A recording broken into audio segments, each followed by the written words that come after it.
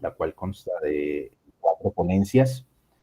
Les pedimos el favor a los ponentes que tengan en cuenta el tiempo destinado para cada intervención.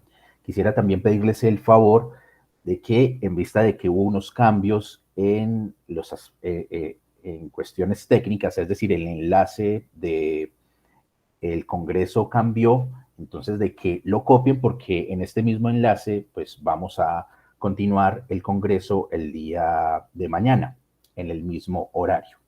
Entonces, sin más dilación, voy a presentar al primer ponente, quien abrirá esta mesa. Él es el profesor Juan Torbidoni. Él es profesor de la Pontificia Universidad Católica de Argentina.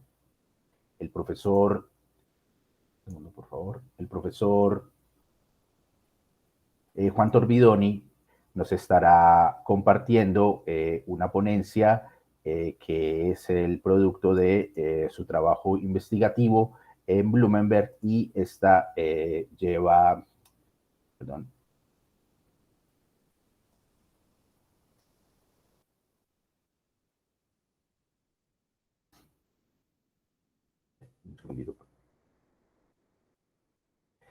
y su ponencia lleva por título La indecisión pudo haber sido el primer paso hacia la cultura, Bloomberg y la cavilación como fundamento del mundo de la vida. Entonces, profesor Juan Torbidoni tiene la palabra. Lo escuchamos.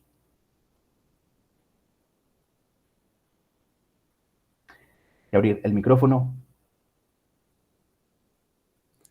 Arranco nuevamente. Muchas gracias, Oscar, por la presentación. ¿Ahora sí se me escucha bien?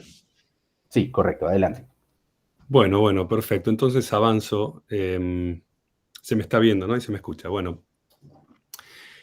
Según consta en su Nachlass, en 1982, Blumenberg planeaba un volumen con el título de Nachdenklichkeit, libro que nunca llegó a concretarse.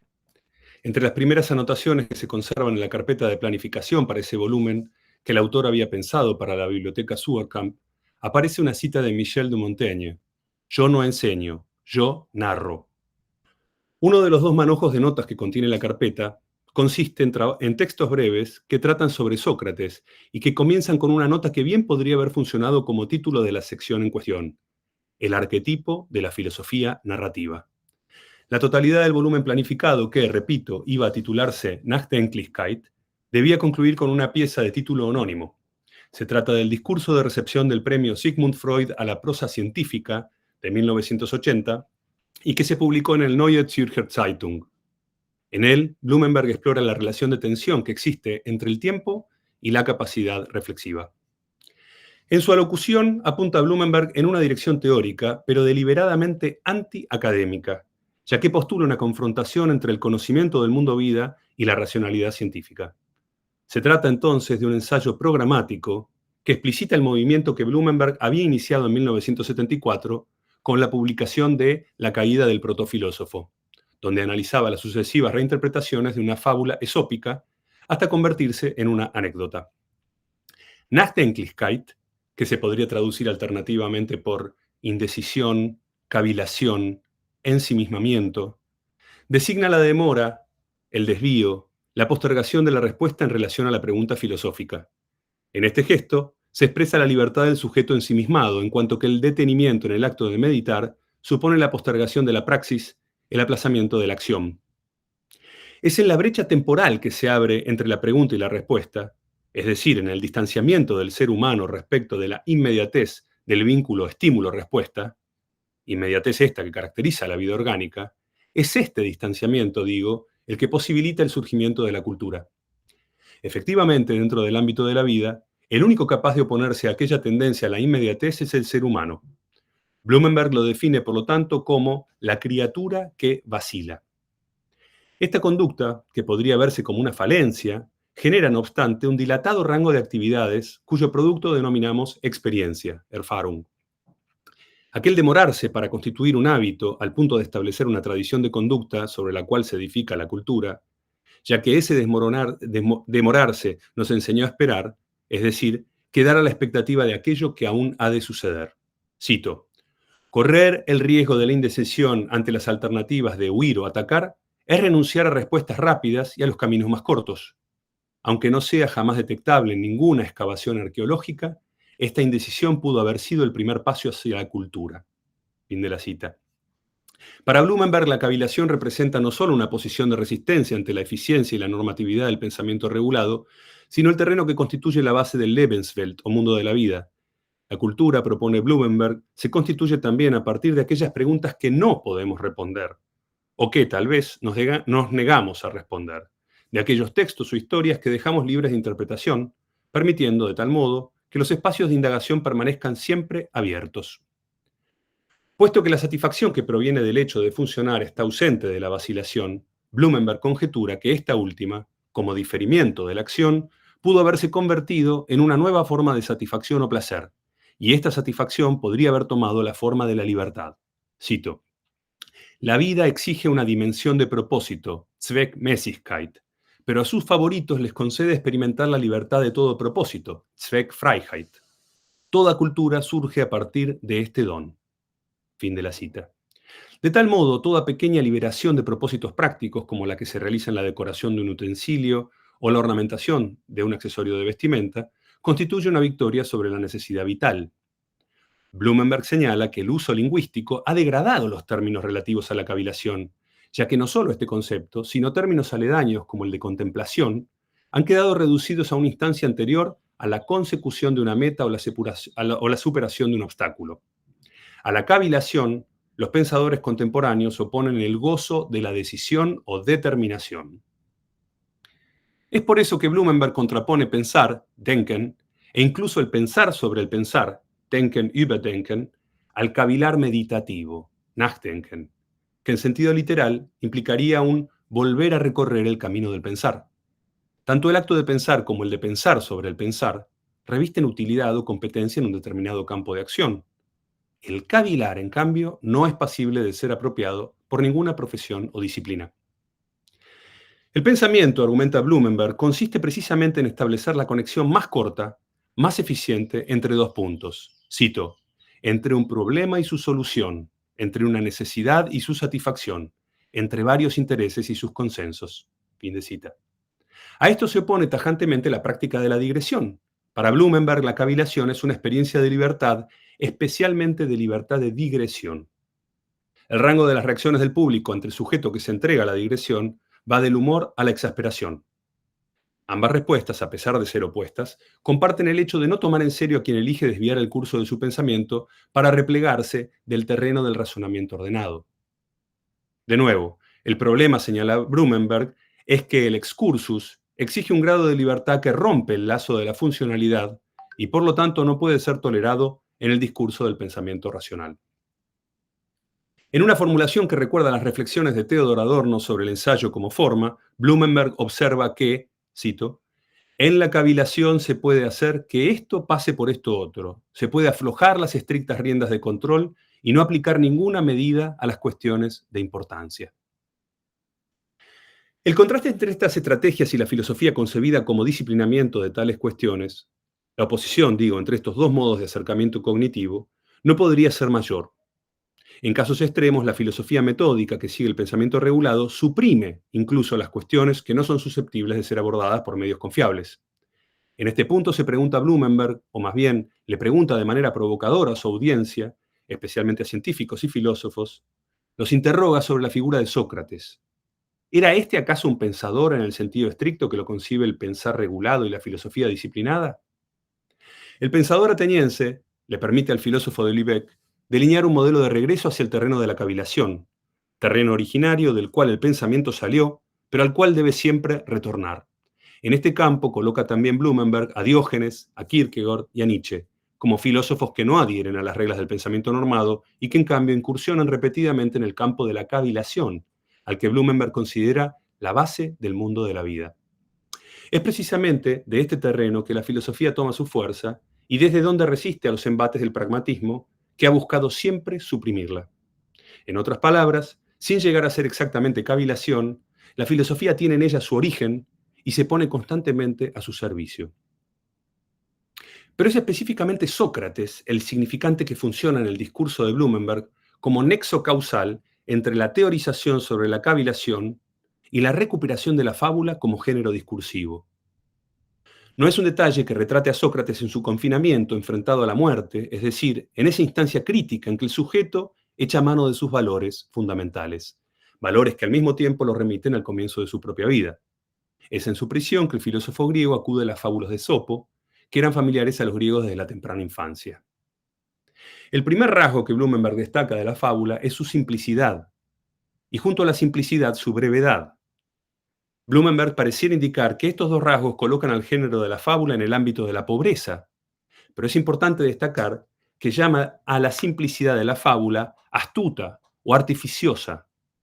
Es decir, la fábula es cuidadosamente concebida para generar un efecto que siempre excede los acotados límites de su narración. Lo llamativo, sin embargo, es el hecho que Blumenberg, tras recordar que Sócrates antes de su muerte recurrió a la fábula, omita citar la fábula invocada por Sócrates y ponga en cambio como ejemplo otra fábula de Esopo. La fábula mencionada por Sócrates en el Fedón, recordemos, no pertenece a Esopo, sino que bien podría haber sido compuesta por Esopo, según declara el propio Sócrates. El relato, según le explica a sus discípulos, describiría cómo la divinidad, habiendo intentado infructuosamente separar al placer del dolor, decidió empalmar en un mismo ser sus dos cabezas, motivo por el cual quien obtiene placer recibe también dolor y viceversa.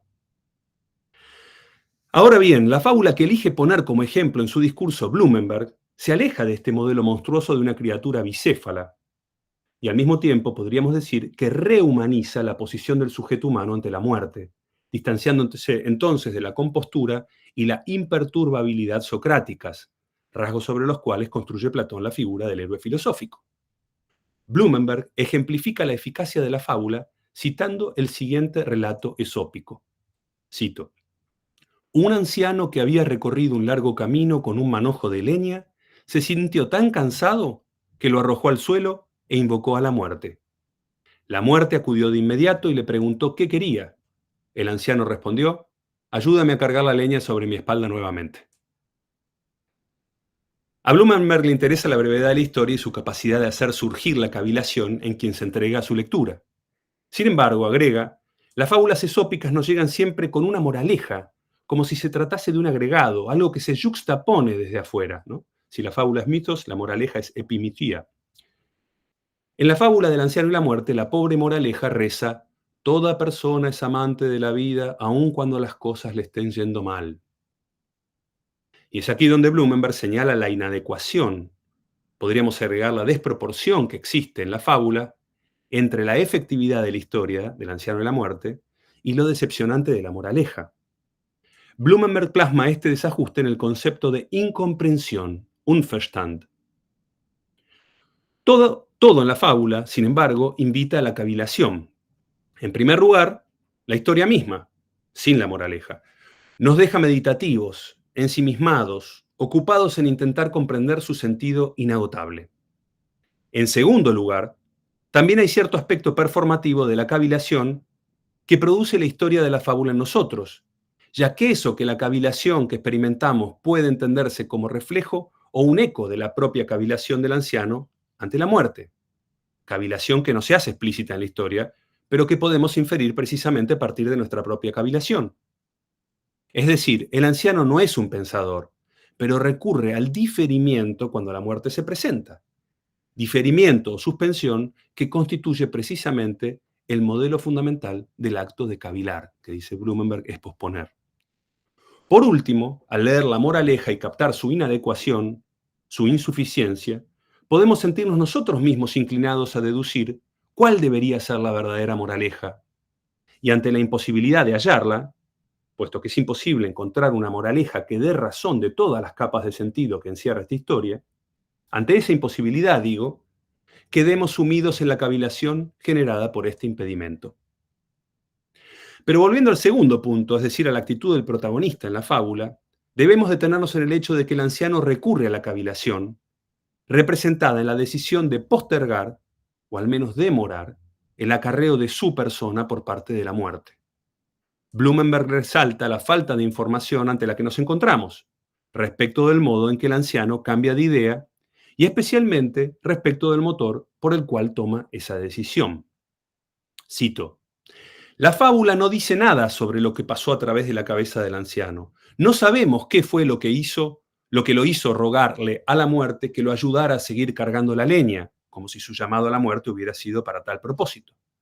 Precisamente en virtud de aquello a lo que la fábula renuncia, se nos brinda el rango de libertad, Spielraum, para la cavilación. Fin de la cita.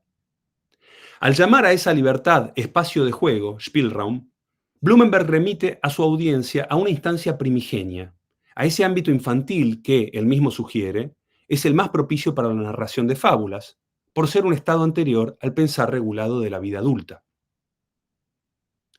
Y en este punto quiero hacer un desvío, digresión, hacia Walter Benjamin y su teoría de la narración.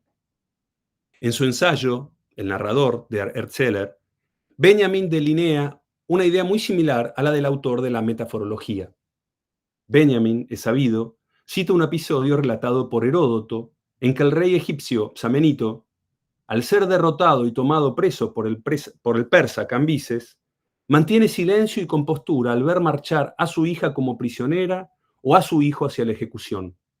Sin embargo, cuando ve entre los prisioneros a su viejo criado, comienza a golpearse la cabeza con los puños en signo del más profundo dolor.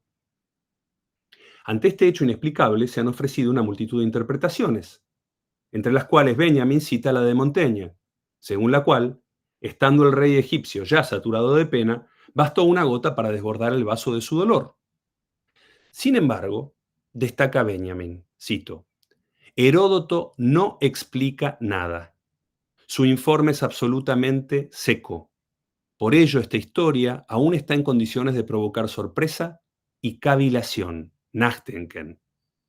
Se asemeja a las semillas de grano que, encerradas en las milenarias cámaras impermeables al aire de las pirámides, conservaron su capacidad germinativa hasta nuestros días. La metáfora orgánica de Benjamin supone que un determinado relato, en este caso la historia narrada por Heródoto, pueda permanecer en estado latente durante milenios, porque, al decir de Benjamin, mantiene sus fuerzas acumuladas. Es decir, conserva su energía transformadora hasta que su potencial para provocar cavilación vuelva a activarse. A diferencia de la metáfora germinativa de Benjamin, el análisis de Blumenberg va a centrarse en el curso que toma las transformaciones y reinterpretaciones que un relato va sufriendo a través de la historia. Eso es precisamente lo que había hecho en su trabajo de 1974, ¿no? La caída del protofilósofo. Pero lo que más le va a interesar a Blumenberg a partir del periodo posterior a su discurso de 1980 es el concepto de fábula como habilitación del espacio de incomprensión antes mencionado, Unverstand. El espacio, esto es, que se abre entre la fábula y sus posibles interpretaciones o respuestas, como sucede en su ensayo sobre la incomprensión, glosas a 3 fábulas, publicado al igual que Nachdenklichkeit en el Neue Zürcher Zeitung 4 años más tarde, en 1984.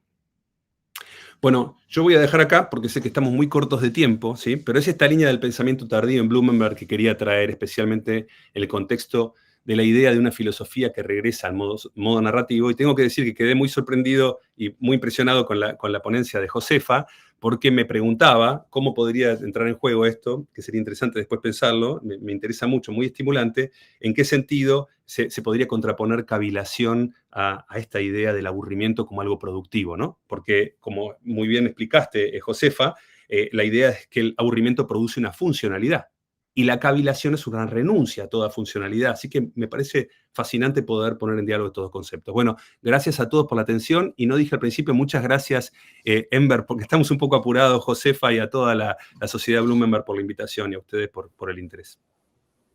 No, profesor Juan, a usted muchas gracias por esa interesante ponencia. De eso se trata el Congreso, de encontrar nuevas perspectivas y abrir nuevas líneas de investigación en esta fuente casi inagotable que representa el pensamiento del filósofo de Lübeck. Entonces, profesor Juan, pues muchas gracias. Las preguntas las pueden ir dejando en el chat o si no, al final las pueden simplemente comentar con su micrófono abierto. Y las preguntas las haremos al final, al finalizar esta segunda mesa. Pues vamos a dar paso en este momento a la ponencia del profesor Antonio Lastra, denominada Blumenberg y Santayana. El profesor Antonio Lastra es doctor en filosofía, profesor de filosofía en el IES Camp de Turia, en Valencia, y es investigador externo de la Universidad de Alcalá. Además, dirige el Instituto de Estudios Culturales Avanzados, La Torre del Virrey. Bueno, profesor Antonio, es un placer para nosotros tenerle aquí y le cedemos la palabra. Lo escuchamos. Muchas gracias. ¿Se me oye bien? Perfecto. Sí. Bueno, muchas gracias a Enver, a Josefa, a personas que empiezan a ser mis amigos, a Luis Durán, que es la persona que me ha introducido en la sociedad Bloomberg. Gracias, porque yo no soy un Bloombergiano, soy un lector de Bloomberg, nada más. Luis Durán pensó que esas lecturas podían merecer que estuviera aquí esta tarde y voy a tratar de estar a la altura de esa confianza y de ser brevísimo, porque son las 8:24 en el campo del Turia. En los usos horarios serán muchas horas ya desde que hemos comenzado a conversar sobre Bloomberg. Mi idea, pero insisto que voy a abreviarlo lo más posible, era hacer una comparación que me surgió al paso de la composición de una antología del espíritu de Santayana en la que he estado trabajando el último año. Me di cuenta, mientras trabajaba con Santayana, de que había muchas cosas que me parecían propias de Bloomberg. No hay, naturalmente, aquí una posibilidad de establecer una lectura entre ambos, por motivos, naturalmente, de diferencia de edad. Y no he encontrado, pero los que habéis trabajado en el archivo de Marbach o los que habéis leído a Bloomberg de verdad, no como yo, puede que me corrijáis aquí, no he encontrado una sola alusión de Bloomberg a Santayana, excepto una mala alusión, es decir, una alusión que un erudito como Bloomberg podría haber refinado mucho mejor. En el póstumo, en la teoría del mundo de la vida, un libro que supongo que todavía va a pasar mucho tiempo hasta que interpretemos bien, supongo que como comentario al otro póstumo que es el volumen sobre el mundo de la vida de Husserl. Son dos póstumos que salieron prácticamente al mismo tiempo y que si estuviéramos en la Edad Media tendrían el valor del texto y el comentario. Y por tanto, creo que debe pasar todavía algún tiempo hasta que lo veamos bien. En cualquier caso, en ese libro, Bloomberg hace una referencia a la fe animal y se la atribuye, la cita en francés, a Merleau-Ponty. Naturalmente, Merleau-Ponty sí que sabía que eso era un concepto de Santayana y en el original correspondiente del texto de Merleau-Ponty está la referencia a Santayana. Es la única alusión de Bloomberg a Santayana que he encontrado. ¿Por qué pensé que podía merecer la pena hacer una comparación? Voy a decirlo muy rápidamente porque ni siquiera esa comparación es lo que ahora me interesa y me saltaré quizá algún protocolo de lo que es un congreso académico para llegar a lo que realmente quería transmitiros esta tarde. Los puntos son claros. Yo creo que tanto en Santayana como en Bloomberg, para empezar, hay un trasfondo católico del que ninguno de los dos quiso por completo desembarazarse. Y esto es obvio en su escritura, en su planteamiento del mundo, en sus grandes concepciones, no solamente en los hechos anecdóticos, naturalmente en la cercanía a algunas cosas. Lo tenemos en dos libros que merecería la pena leer en comparación, La Pasión de Mateo, de Bloomberg, y La idea de Cristo en los Evangelios de Santayana. Son dos textos que parecen escritos prácticamente por la misma mano, con las mismas preocupaciones centrales que tienen que ver con una idea clave para los dos. ¿Qué ocurre cuando se encarna lo que Santayana llama el espíritu y lo que Bloomberg, siguiendo en parte a Husserl, pero también con una inflexión propia, llama la conciencia? Al margen de esto, que es, creo, muy importante, está, por supuesto, la lectura que ambos hacen de Husserl, mucho más potente, mucho más meditada, en el caso de Bloomberg, mucho más precisa, en el sentido de que fue una lectura casi a vista del propio Husserl, de la que hace el propio Santayana. Lo que quería decir sobre todo tiene que ver con esto. ¿Qué significa comparar filósofos o qué significaría comparar filosofías? Lo que más me impresiona en el caso de Santayana y de Bloomberg es lo que podríamos llamar, y esta es la cuestión principal, su deficiente comprensión de Platón.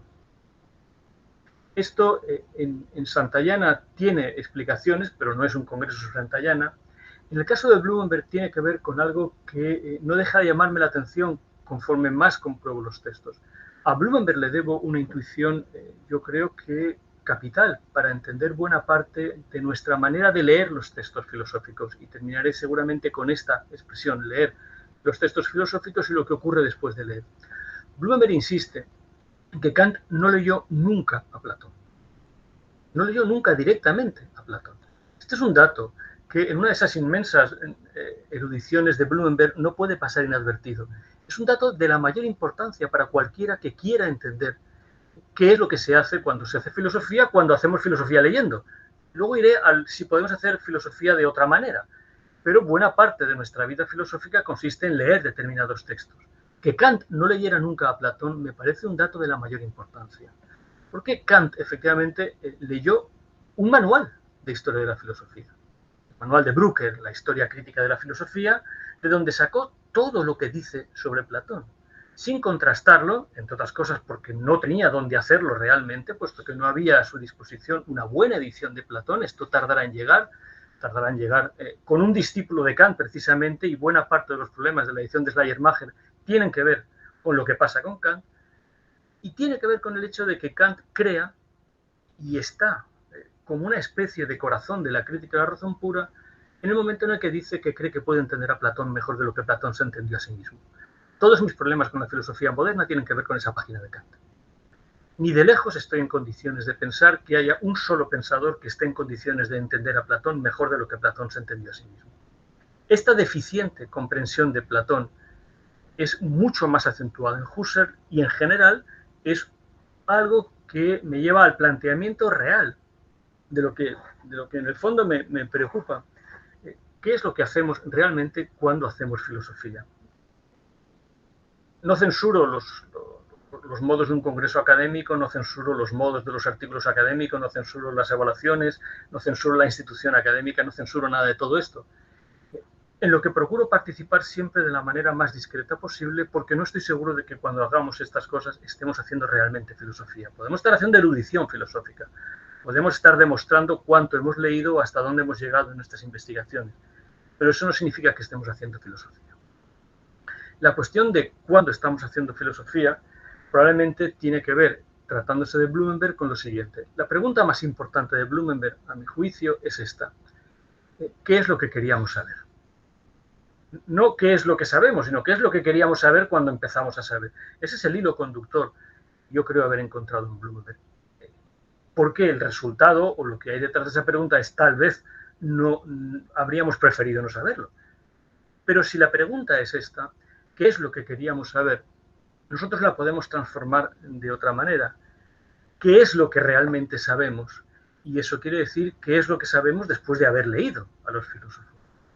Si puedo forzar el alemán, que no es precisamente mi lengua, podríamos hablar de una Nachlesbarkeit. ¿Qué es lo que ocurre? No es la pensatividad o cavilación, sino qué es lo que ocurre después de leer.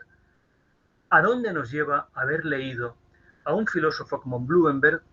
En parte eso también ocurre con Santayana, y esto es lo que me hacía unirlos. ¿Qué ocurre después de haberlos leído? ¿Cuáles son las conclusiones?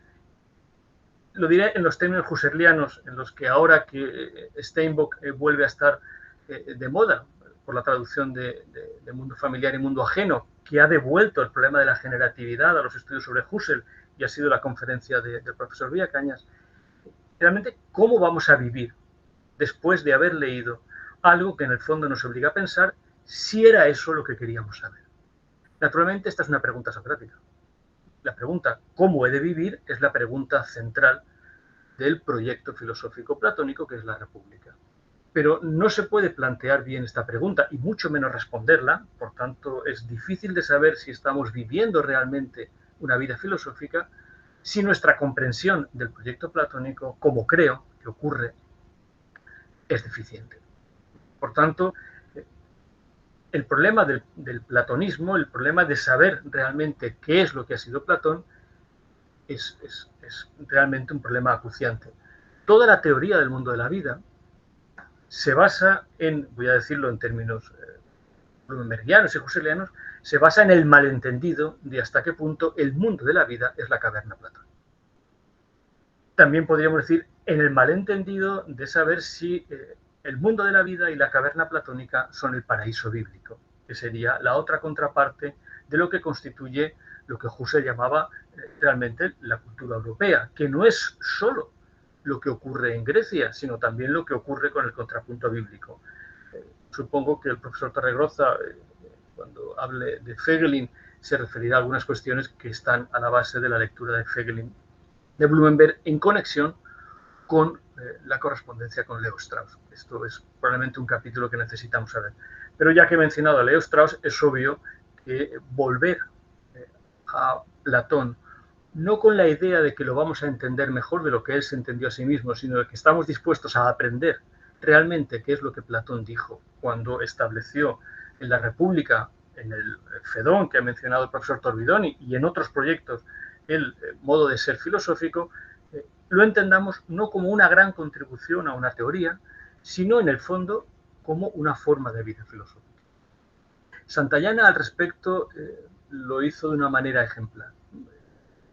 Santayana decide en algún momento de su vida que seguir siendo profesor de filosofía, escribiendo artículos filosóficos o dirigiéndose a un público académico era la manera más clara de no hacer filosofía. Por tanto, en un momento de su vida decide abandonar por completo el establecimiento universitario, se marcha de Harvard, a pesar de los ruegos de Harvard para que se quede en las condiciones en las que se hubiera querido. Supongo que si a cualquiera de nosotros nos ofrecieran quedarnos en Harvard, eligiendo nosotros mismos la condición, no se nos ocurriría decir, mire, es que es la única manera que tengo de no hacer filosofía, quedarme en Harvard. Se marcha de Harvard y a partir de ese momento su obra, que había sido escrupulosamente académica hasta ese momento, los 5 volúmenes de La vida de la razón, y llamo la atención sobre el título que le da Santayana a su primera gran obra, La vida de la razón. Está vivo Simmel todavía, está todavía la filosofía de la vida en Europa en el momento álgido, y Santayana escribe un libro en 5 volúmenes que está haciendo juego con esto. Pero Santayana se marcha de esto y decide a partir de ese momento que la prueba de la filosofía es cómo vive un filósofo, no cómo escribe un filósofo. Por más que Rubia Cañas ha hecho referencia a que la presentación literaria puede hacer que la filosofía no nos parezca filosófica. Santayana escribía muy bien, y una de las cosas que podemos decir de Blumenberg es que su estilo literario no se parece a ningún otro. Es más, podríamos decir, agradecemos leer a Blumenberg porque de vez en cuando podemos descansar con Odo Marquardt y, por tanto, con el laconismo de Marquardt compensar el derroche de literatura que aparece en Blumenberg. De hecho, la idea de Marquardt de reducir los textos, Marquardt habla incluso de destruir los textos blumenbergianos hasta encontrar el residuo donde verdaderamente alienta su filosofía, me parece de lo más acertado. No obstante, hay un último punto enlazado con lo que he dicho. La prueba para todos nosotros los que estamos aquí esta tarde, es no si escribimos bien, no si la academia va a concedernos el doctorado o una plaza universitaria. Esto no tiene ninguna importancia. La única prueba de verdad es si estamos viviendo como filósofos. Y esto no significa saber algo en concreto. Esta es la gran confusión husserliana entre filosofía y ciencia, de la que no pudo desprenderse nunca. La idea de una filosofía como ciencia estricta es precisamente uno de los puntos de desconexión con el platonismo más claros que existen. Si la prueba es precisamente si estamos viviendo la filosofía, es decir, si estamos viviendo en ese terreno en el que no estamos seguros de determinadas cosas, aunque hayamos aumentado nuestro acopio de lecturas, el punto es dónde nos establecemos. Para todo lo que Blumenberg con Husserl llama el mundo de la vida, Santayana tenía una expresión mucho más antigua, y yo creo que quizás no tan eficaz, pero desde luego digna de ser comparada. La expresión ortodoxia humana, una de las expresiones más potentes de toda la obra de Santayana, que merecería la pena, insisto, pero este no es el momento, puesto que quiero ser muy breve, comparar con el mundo de la vida. Frente a esa ortodoxia humana, toda filosofía es una herejía. Del mismo modo que en el mundo de la vida, toda teoría es una amenaza. O toda posibilidad de hacer filosofía es una amenaza porque no puede salir del propio mundo de la vida, sino que tiene que venir de fuera. Lo curioso del caso es que Santayana aspira a formar parte de esa ortodoxia humana. Aspira a que la filosofía vaya poco a poco limando todos esos aspectos de separación, de sectarismo, que la hacen ser una herejía, para convertirse en la expresión más refinada de una ortodoxia humana. Si en el mundo de la vida no está nada claro que podamos vivir, a la ortodoxia humana es a donde Santayana piensa que el filósofo debe encaminar su vida. La prueba de que verdaderamente ha vivido como filósofo es que sus opiniones no contradigan la humanidad de la que él es el portavoz posiblemente más aventajado.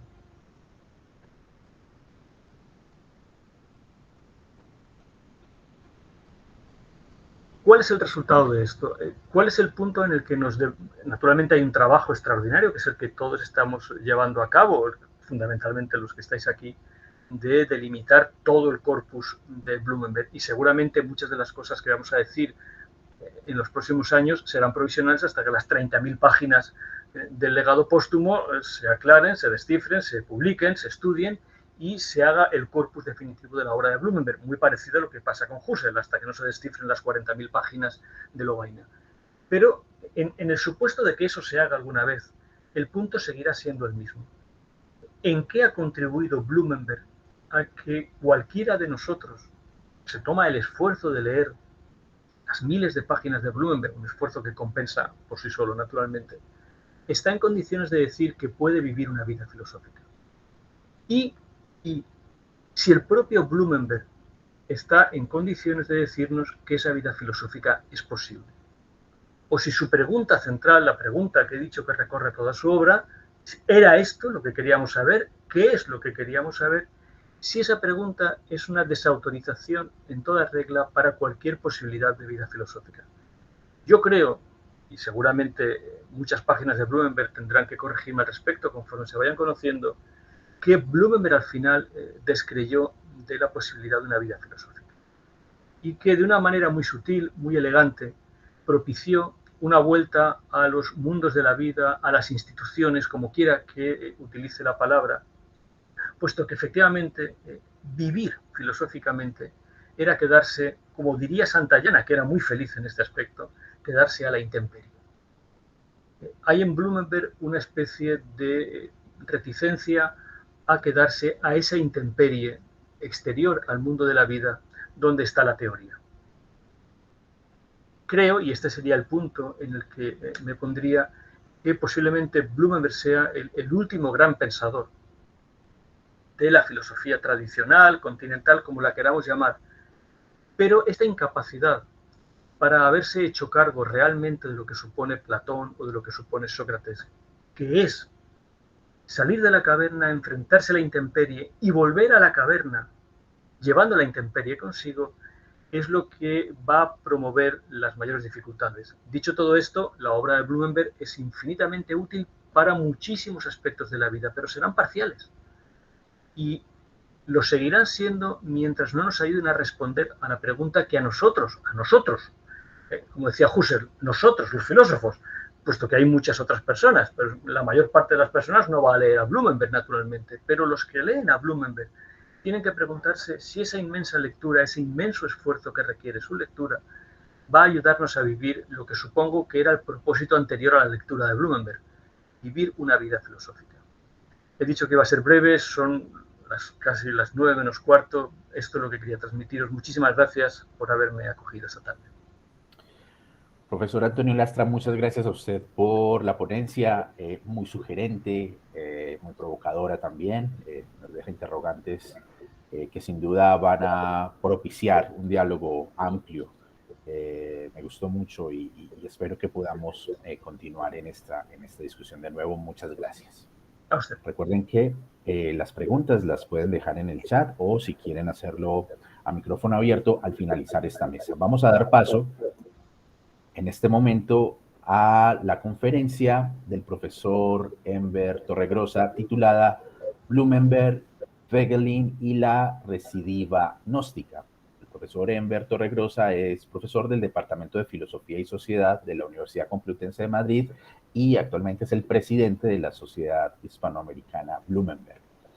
Profesor Torregrosa, pues bienvenido y tiene usted la palabra, lo escuchamos. Bueno, muchas gracias. Gracias, Oscar, y gracias a los colegas y a todos los invitados a este congreso que me tiene muy feliz. Blumenberg, Feiglin y la recidiva gnóstica. En un texto que agrupa y amplía una serie de conferencias dictadas en 1951 en la Universidad de Chicago, el corazón mismo de la ciencia política estadounidense desde entonces, y que fue publicado el año siguiente bajo el título La nueva ciencia de la política, The New Science of Politics, Eric Feiglin propuso su interpretación del origen histórico y la esencia de la modernidad en términos de una forma renovada de gnosticismo. Feiglin había tenido que emigrar de Alemania en el 1938 debido a la persecución nazi, y no es extraño que le haya dedicado buena parte de su trabajo académico a tratar de ofrecer una explicación a los fenómenos políticos de su tiempo, en particular al totalitarismo. Al final del capítulo 4 de la nueva ciencia de la política, que se titula justamente El gnosticismo, la naturaleza de la modernidad, y tras una atractiva interpretación de los principales fenómenos políticos contemporáneos a partir de su matriz gnóstica, que estaría representada en su forma inicial en las ideas que Joaquín de Fiori divulgó en el siglo XII, Feiglin concluye con esta sentencia lapidaria. Comillas. El totalitarismo, definido como el dominio existencial de los activistas gnósticos, es la forma final de la civilización progresista. Hasta aquí Feiglin. La condena al proyecto moderno no podía ser más grave, pero esta condena es apenas un síntoma más de la honda preocupación que recorre la obra de Feiglin, consistente en un amplio recorrido histórico por las grandes formas de articular el orden político de la civilización occidental, titulado precisamente Order and History. La tesis de Feiglin en estos amplios y eruditos volúmenes es la profunda dependencia entre cada orden político y la respectiva visión de fondo del orden cósmico que le sirve de fundamento, pues sin esa visión de fondo el orden político pierde su espíritu. Víctima de su propio tiempo, también Feiglin se convierte en espectador e intérprete de la pérdida moderna del cosmos, entendiéndola como una pérdida del suelo a partir del cual articular una polis con sentido. En esta particular filosofía de la historia feigeliana, si la modernidad llega a ser un orden, sería el orden de una caída, la pérdida de un orden subyacente cósmico que sirviera de trasfondo al ordenamiento político.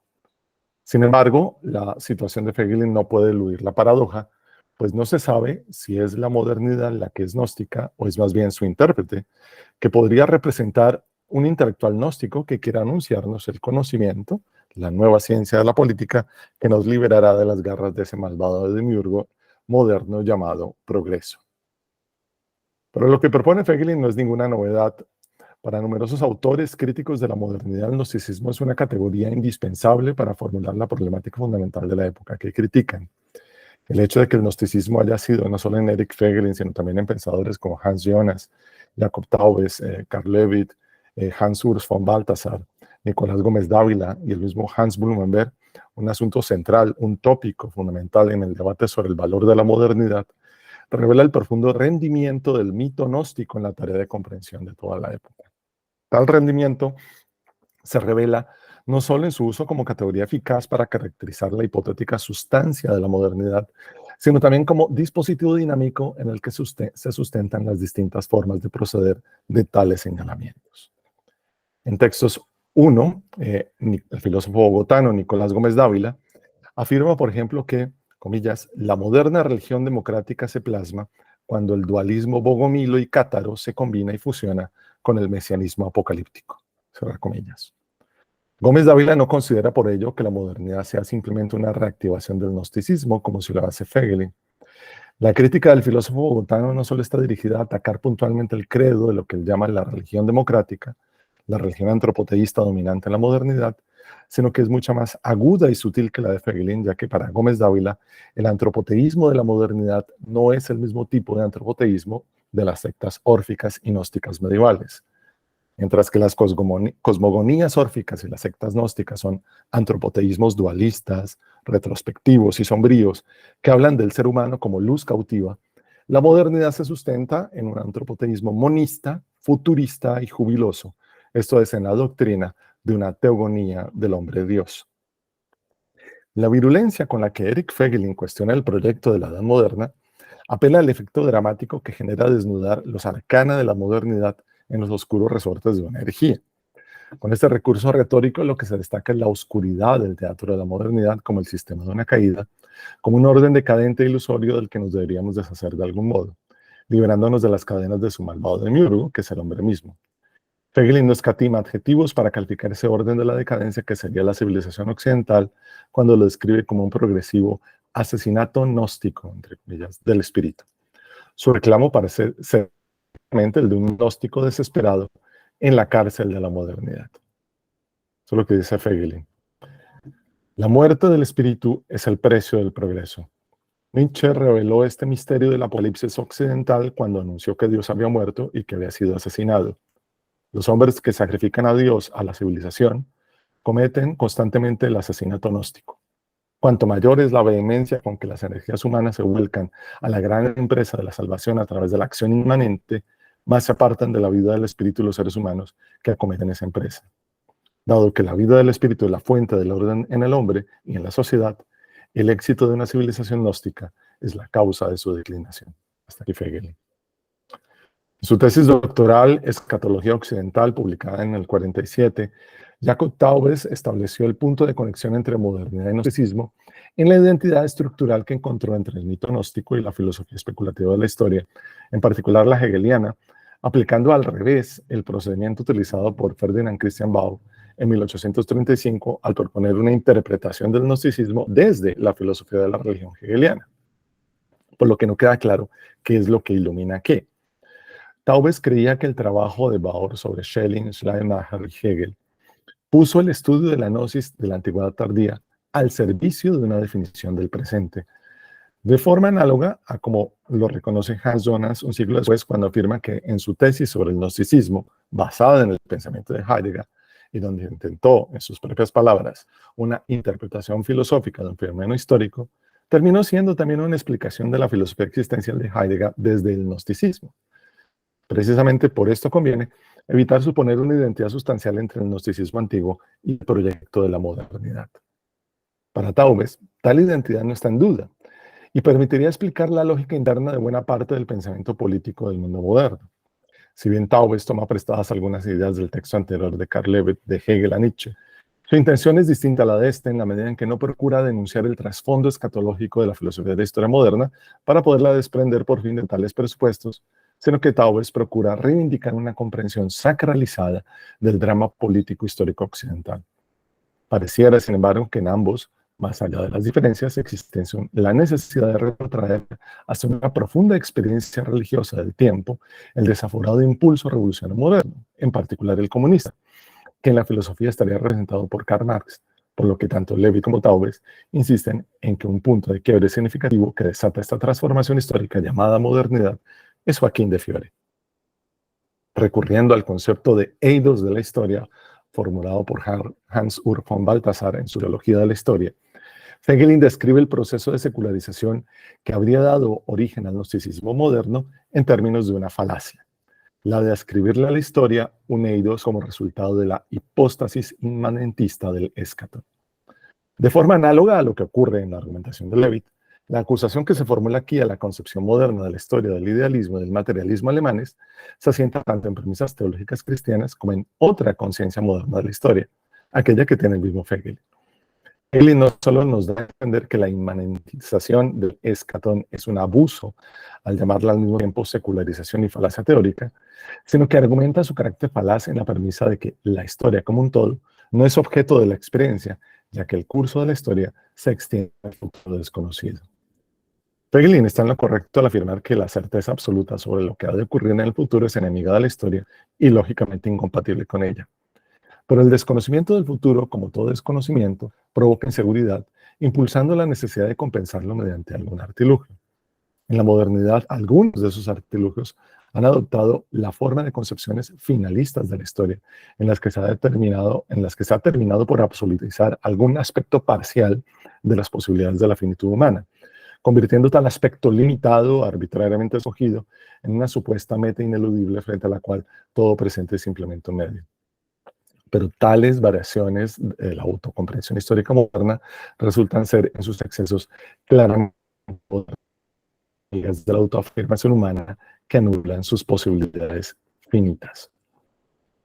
Lo interesante aquí es entender de dónde surge ese impulso de radicalizar la comprensión moderna de la historia hasta llevarla mucho más allá de los límites de la típica y cotidiana modestia del mundo de la vida humana. Esto solo puede ocurrir porque el factor de inseguridad se ha radicalizado a su vez hasta un punto tal que es necesaria una respuesta de igual cantidad.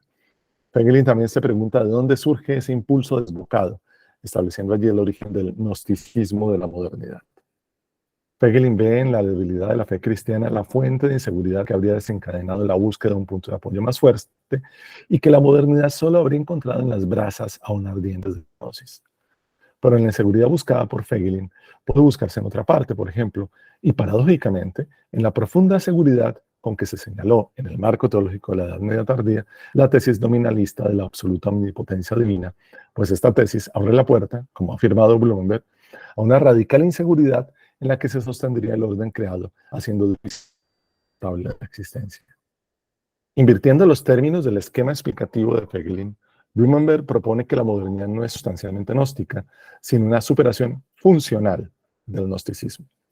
La modernidad habría surgido en este sentido como reacción frente al resurgimiento del gnosticismo, cuyas fuerzas no habrían sido completamente contenidas por el dique civilizacional de la Iglesia cristiana medieval. Tales fuerzas al final se habrían desbocado, haciendo naufragar el andamiaje medieval. A este argumento Blumenberg le dedica, como se sabe, varias páginas de la legitimación de la Edad Moderna, en particular el capítulo titulado El fracasado alejamiento del gnosticismo como reserva para su retorno. El sofisticado aparato teológico medieval cristiano, que se habría construido con base en las respuestas dadas por Agustín a la problemática gnóstica, conservó en su seno el dualismo metafísico que habría querido superar. Agustín trasladó al hombre la carga sobredimensionada de ser el responsable del mal en el mundo, gracias a su doctrina del libre albedrío y el pecado original, tratando de desactivar con ello la distinción gnóstica entre el demiurgo veterotestamentario, causa última de todo mal y de la cárcel cósmica, que es el orden creado según los gnósticos, y el Dios trascendente de la salvación, que habría enviado al Salvador para liberar mediante la gnosis al neuma perdido en el mundo. Desde Agustín, este importante paso en la construcción del edificio escolástico hizo parte de los mancomunados esfuerzos dialécticos de la teología y la apologética cristiana por tratar de defender no solo el monoteísmo y la identidad del Dios creador, con el Dios salvador, sino también por defender lo mundano, la obra de Dios, la creación, procurando salvar, como dice Blumenberg, la dignidad del cosmos, integrándolo en el sistema cristiano. A pesar de todos esos empeños, argumenta Blumenberg, el gnosticismo volvería una y otra vez no superado, sino simplemente plano. Siguiendo Blumenberg, la escolástica a finales de la Edad Media no pudo ya más rescatar el cosmos mediante la tesis del carácter providencial de la creación, por lo que se puso de nuevo al descubierto de la principal herencia gnóstica en una nueva dimensión. La realidad, en su crudeza, es indiferente a las preocupaciones del hombre. El papel del nominalismo en esta reactivación del problema gnóstico fue definitivo al defender la ausencia total de motivos racionales que expliquen la creación y que estén al alcance de la comprensión del hombre. De manera análoga a los dioses de Epicuro, el dios nominalista no requiere de ninguna ratio creandi, tal es su poder. Sin embargo, el nominalismo extrae consecuencias distintas a las del epicureísmo. En el caso del epicureísmo no es posible aceptar la idea de creación, porque el mito de un demiurgo platónico, que habría tenido ante sí un modelo conforme al cual crear el mundo, oculta, añade Blumenberg, un círculo vicioso innecesario.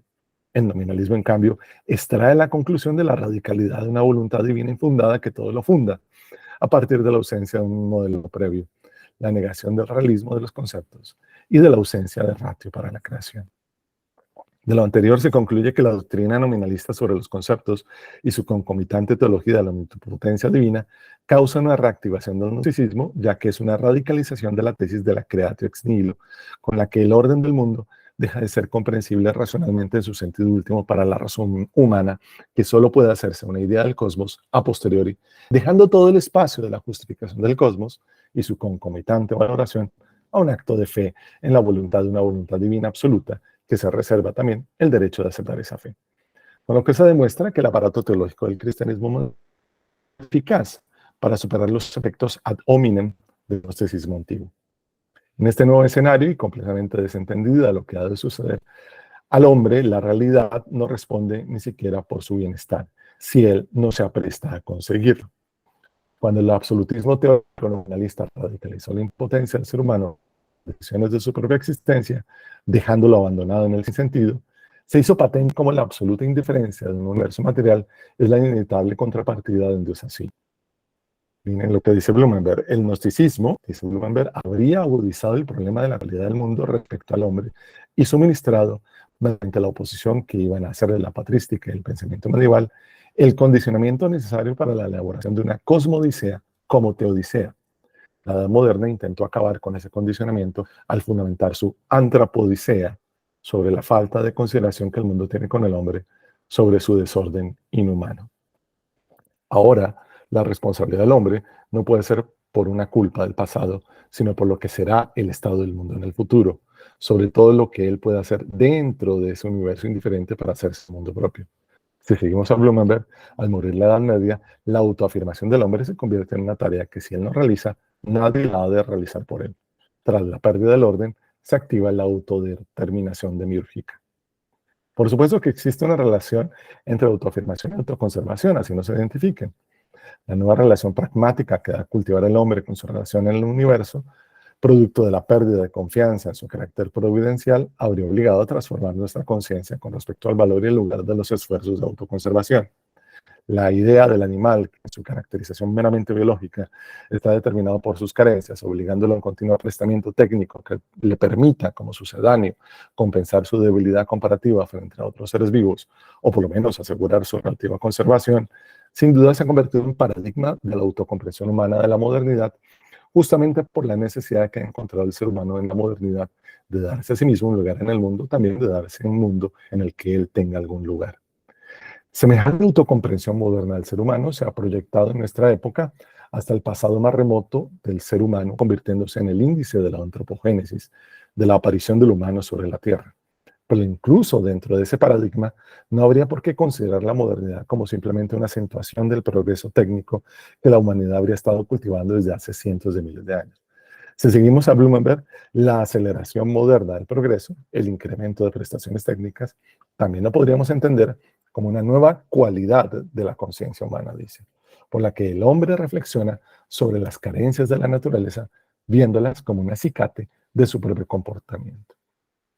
El riesgo está, por supuesto, en la interpretación de la autoafirmación del hombre como proyecto en términos de libertad o autonomía, pues la doctrina del libre albedrío era la estrategia agustiniana para descargar a Dios de la responsabilidad con respecto al mal, trasladándosela al hombre, y de esa forma superar el gnosticismo sustancial en un esquema en el que Dios de todas formas termina por descargar al hombre de sus culpas.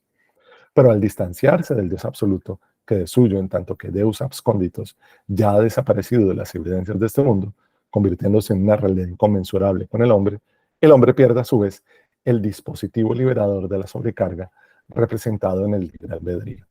Frente a la propuesta de Feiglin de una modernidad esencialmente gnóstica, los argumentos de Blumenberg anuncian como el hecho de que el gnosticismo histórico no fuera satisfactoriamente superado por el aparato teológico medieval derivó en una segunda reacción, llamada Edad Moderna, en la que hay un proceso de desmontaje doloroso de las extremas responsabilidades atribuidas al ser humano en el viejo esquema metafísico. Muchas gracias.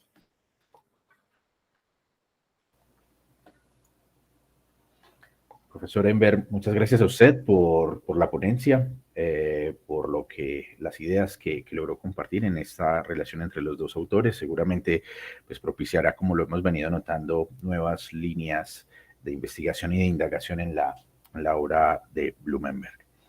Bien, vamos a dar paso a la última ponencia de esta mesa y de esta jornada del segundo Congreso Internacional Blumenberg.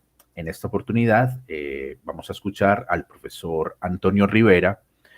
Él estará compartiendo una ponencia que se titula Blumenberg y De Martino, afinidades en el estudio de la antropogénesis. El profesor Antonio Rivera es catedrático de Filosofía de la Universidad Complutense de Madrid y es además el director del Departamento de Filosofía y Sociedad de la misma universidad. Entonces, profesor Antonio Rivera, pues bienvenido y tiene usted la palabra. Muchas gracias, Óscar. Muchas gracias, Enver, Josefa, amigos de la Sociedad Hispanoamericana de Blumenberg. Es muy tarde, son ya pasadas las 9, no estoy acostumbrado a hablar a estas horas, así que intentaré ser lo más breve posible.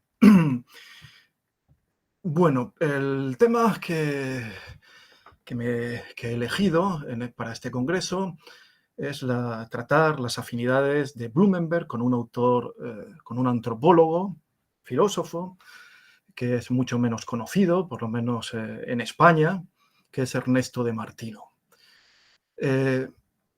Voy a hacer una brevísima introducción y sobre todo con la pretensión de llevar a la lectura de los textos de Ernesto de Martino, que me parece que son muy, muy provechosos. En ambos, la fenomenología y el psicoanálisis, Freud en Blumenberg y Biswanger en Ernesto de Martino, son referencias inexcusables. Voy a comenzar diciendo que las antropologías filosóficas de Ernesto de Martino y Blumenberg forman parte de esa sobria filosofía del ser humano que toma como hilo conductor su carácter dudoso, que diría Plessner. De Martino, con su teoría antropológica del ethos del trascendimento, del deber ser en el mundo o de la energía necesaria para superar el estadio biológico y acceder a la vida cultural, y con su reflexión sobre el apocalipsis cultural, que es el tema de su libro póstumo La fine del mondo.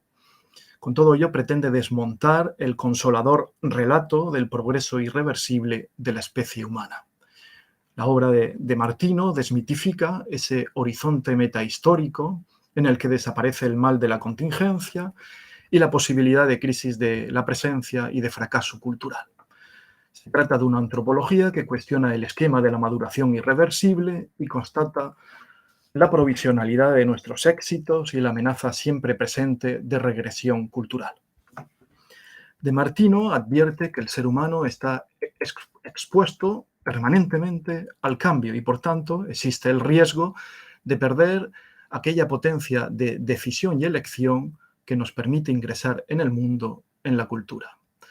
El antropólogo italiano afirma que la presencia es solo una posibilidad. El Innerweltsein, el ser en el mundo, remite así a la condición trascendental del deber ser, al ethos de la trascendencia. Nos encontramos así ante una de esas filosofías del deber que rechazaría Hegel, como por ejemplo dice en un interesante artículo Marquardt, la oposición hegeliana al deber tenía como objetivo garantizar el progreso ineluctable de la razón, la ausencia de fracaso, de retroceso, precisamente aquello que para De Martino nunca se puede garantizar. El ethos del trascendimento, una filosofía más del deber, asume la que según Blumenberg constituye la única certeza de la razón práctica comparable al cogito cartesiano. Puedo porque debo. Al igual que la antropología de Ernesto de Martino, la de Blumenberg se caracteriza por subrayar, como bien sabemos, la condición deficitaria del ser humano, la provisionalidad de los éxitos culturales y la amenaza insuperable de regresión. Leo algunos fragmentos de descripción del ser humano. Aquí Blumenberg dice que el ser humano no abandona ninguna de las fases de su ontogénesis de manera definitiva, clara, directa, para fundirse del todo con la próxima. Añade en esta misma obra, descripción, que las formas de la madurez siempre están acopladas a formas de la infantilidad y de la posible regresión. Siempre el ser humano está ante la posibilidad de dar un vuelco y retroceder. Fin de la cita. Esta posibilidad de vuelta atrás es una tentación permanente porque permite olvidar las inquietudes, las angustias de la vida cultural, sobre lo que volveremos más adelante. Bueno, ahora vuelvo a De Martino y a su antropogénesis. El ethos del trascendimento no es el elan vital bersoniano, no es un dato biológico. Por el contrario, es la potencia ética de decisión, la afirmación del deber ser en el mundo, que nos lleva más allá de la inmediatez del vivir, de la vida biológica, de la naturaleza, o de todo aquello, dice De Martino, que pasa senza e contra l'uomo. Esto que sucede sin y contra el ser humano es obviamente lo que Blumenberg denomina absolutismo de la realidad. el riesgo radical, lo que De Martino llama con la terminología fenomenológica crisis de la presencia, la amenaza de retroceso, está ligado a los momentos críticos de la existencia, a todos aquellos momentos relacionados, insisto, con lo que Blumenberg denomina absolutismo de la realidad. En todos esos momentos críticos se manifiesta amenazadoramente el devenir histórico. Así sucede, por ejemplo, cuando el pensamiento de que el ser humano acaba con la muerte paraliza la conciencia. En tales momentos es muy intensa la amenaza de no poder controlar esta situación angustiosa y de retroceder. Se tiene entonces necesidad del rescate proporcionado por las reglas y valores culturales. A propósito de estas reglas y valores, en la última obra de Ernesto de Martino, la obra póstuma, se cita un pasaje de Combré, el inicio de A la búsqueda del tiempo perdido, que Blumenberg también menciona en las primeras páginas de Salidas de caverna. Me parece significativa esta coincidencia. Proust se presenta en este pasaje como un perfecto analista de la crisis existencial, del momento en el que las cosas y personas caen en la insignificancia, en la pérdida de sentido. En esos fragmentos iniciales de Combré se narra, Proust narra, la desorientación que tiene lugar algunas veces al despertar, cuando el cuerpo está despierto, pero el intelecto todavía duerme. A medianoche el narrador se despierta sin memoria de su identidad personal, experimentando, cito a Proust en la traducción de Pedro Salinas, experimentando el sentimiento de la existencia en su sencillez primitiva, simplicité première, tal como puede vibrar, fremir en lo hondo o fondo de un animal, dice Proust. Ante el narrador aparece un conjunto, un Heilig, de colores, formas y grandes dimensiones. La sensación que experimenta le devuelve al umbral, al momento cero de la antropogénesis, a la situación elemental de la naturaleza anterior a su domesticación humana.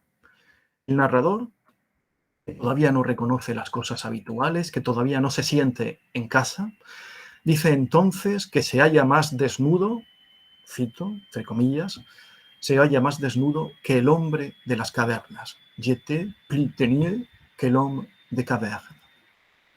En esta situación corre el riesgo de romper el hilo que le une al mundo, pero finalmente el recuerdo, le souvenir, desciende como un socorro, son palabras de Proust, como un socorro llegado de lo alto para sacarle de la nada.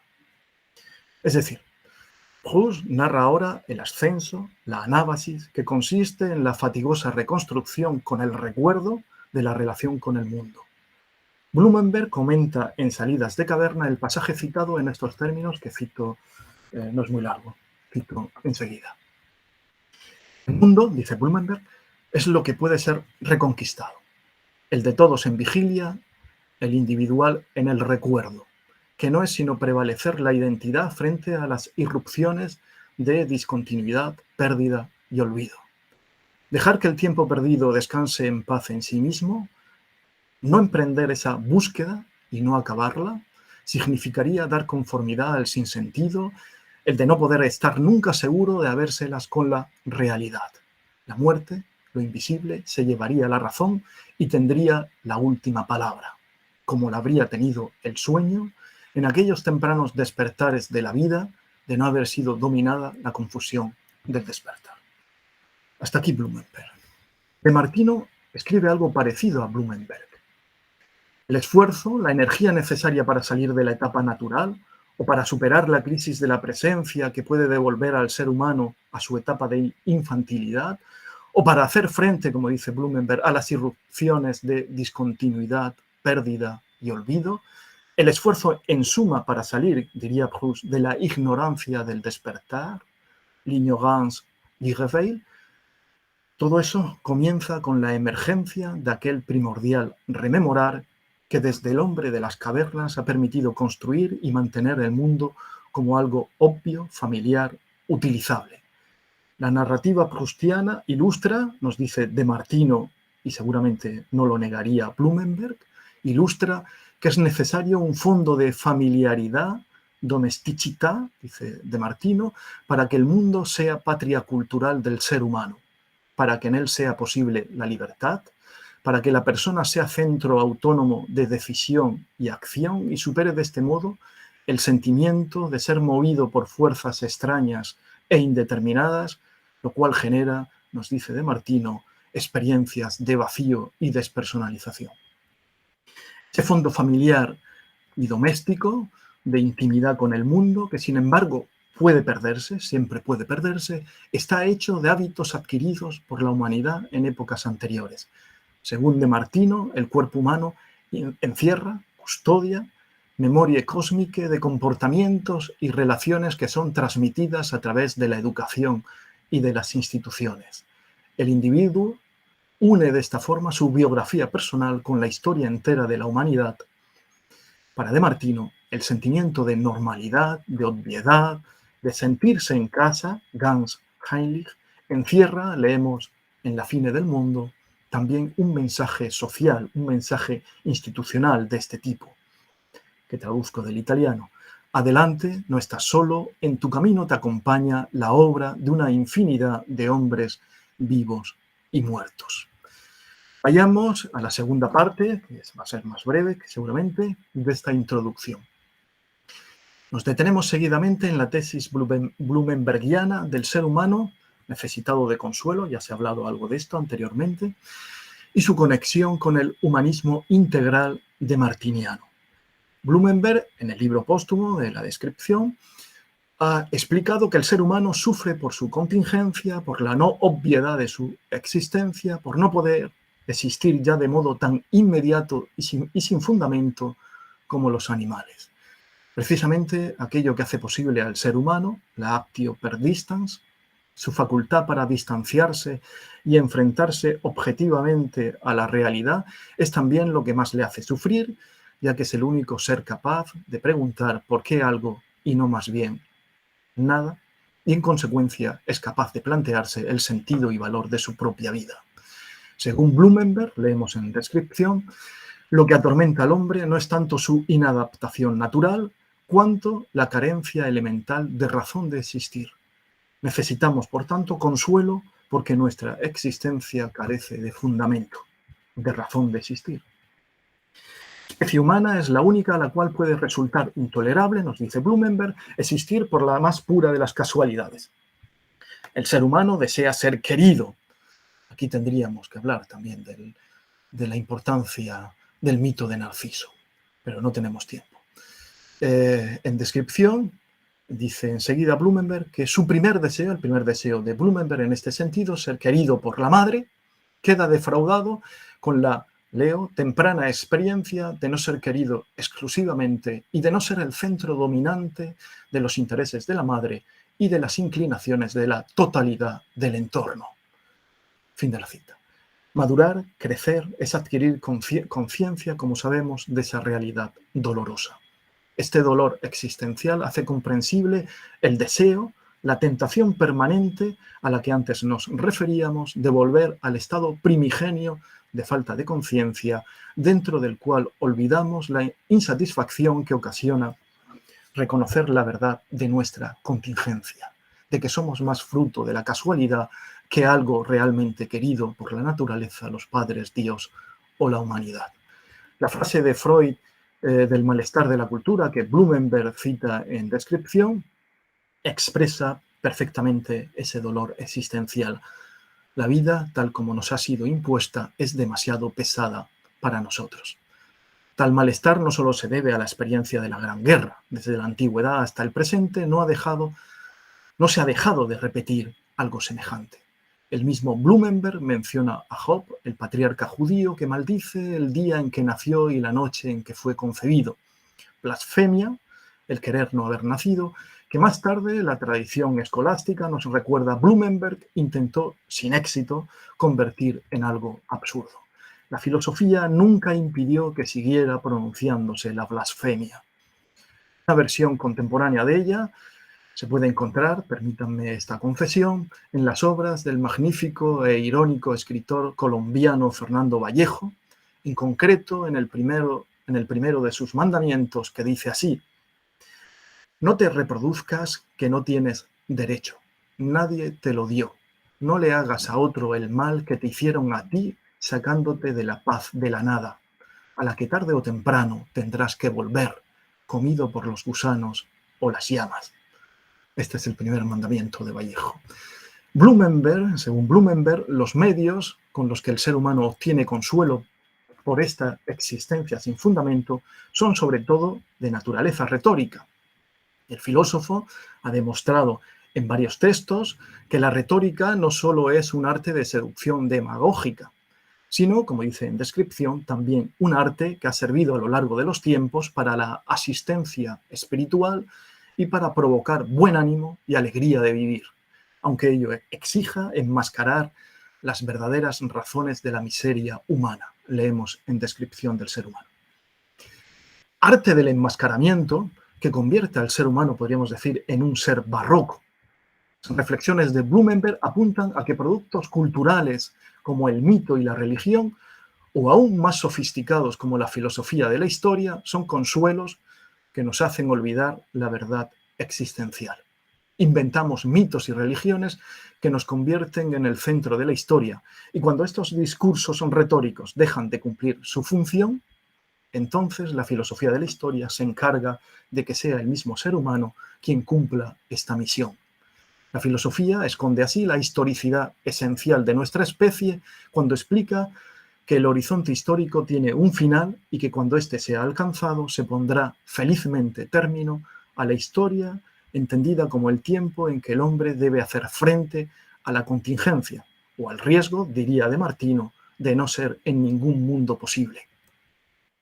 Antropólogo y filósofo italiano, sostiene igualmente que en épocas y sociedades donde la separación entre cultura y naturaleza corre mayor riesgo de fallar, el mito y la religión han desempeñado una sana función que no ha sido reconocida por la Aufklärung, la función de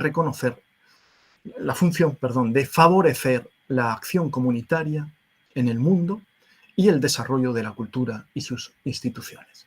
Como se puede apreciar, esta crítica de la Ilustración es parecida a la que lleva a cabo Blumenberg. Recordemos que en Trabajo sobre el mito, el filósofo alemán escribe que es un error confundir el mito con la dimensión regresiva de lo irracional, pues los mitos poseen un tipo de racionalidad distinta de la teórica, de una racionalidad, la teórica, cuyo único objetivo consiste en conocer la verdad sin atender a nuestras limitaciones y necesidades antropológicas.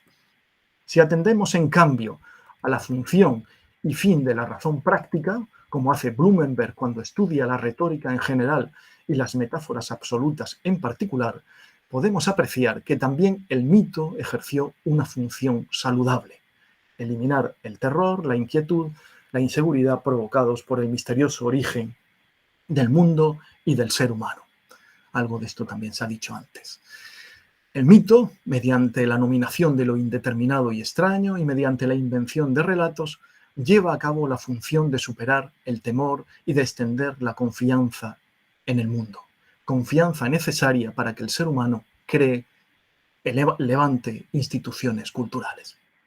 El mismo De Martino acentúa el momento ritual, litúrgico o ceremonial del mito, porque precisamente este es el momento del rapporto, de la relación con los otros, de aquello sin lo cual no hay vida cultural o institucional. Acabo esta breve introducción a la antropología filosófica de los dos filósofos con la pregunta de si es posible una filosofía sobre el ser humano, un humanismo, que prescinda de los consuelos comentados y tenga el coraje suficiente de no ocultar nuestra historicidad o contingencia. Ernesto de Martino se pregunta en su libro póstumo si es irremediable la derrota del ser humano contemporáneo, ya que parece encontrarse ante un terrible dilema: o vivir en la historia enmascarándola, por un lado, o perecer al desmitificarla, al desenmascararla y descubrir, escriben en El fin del mundo, que el rostro de la existencia está vuelto al rigor de la muerte. De Martino reconoce que si aceptar la historicidad del ser humano lleva a anular el coraje necesario para crear una comunidad y eso que llamamos civilización, entonces no queda otra solución para superar la crisis colectiva de la presencia o lo que él llama apocalipsis cultural. No queda más remedio que el enmascaramiento retórico de la condición humana con los grandes sistemas protectores de la religión, el mito y la filosofía. En la historia se estará entonces como si no se estuviese, como si no existiera el riesgo de no ser en ningún mundo posible. No obstante, el antropólogo italiano defiende finalmente un humanesimo historicístico, un historicismo heroico, en palabras de su amigo Carlo Levi, que implica tener la madurez y el valor suficiente, valor que siempre se puede perder, para obrar en el mundo y encontrar sentido a nuestra existencia en comunidad, sin necesidad del sistema técnico protector de una verdadera patria o de un mundo metahistórico en el que ya todo está en su puesto y al que seremos reintegrados al final.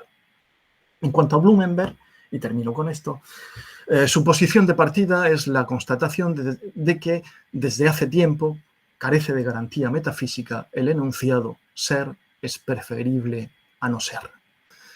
La razón teórica calla a este respecto. No lo hace la razón práctica, que considera una obligación lograr que ser sea mejor que no ser. Así lo expresa en Descripción del ser humano el autor alemán en aquella parte en la que, basándose en la filosofía del derecho kantiana, se refiere a los deberes de los padres con respecto a los hijos. Dado que nacer es la más importante de las contingencias que no se pueden elegir, eso que Marquardt llama contingencia por destino, los padres han contraído una deuda con los hijos que solo puede ser saldada con el sí de la persona posterior a su procreación. Blumenberg añade que la disposición de medios razonables para descartar de manera confiable la procreación no querida de descendientes, dicho claramente, la disposición de medios anticonceptivos, generan el derecho humano a existir siendo querido.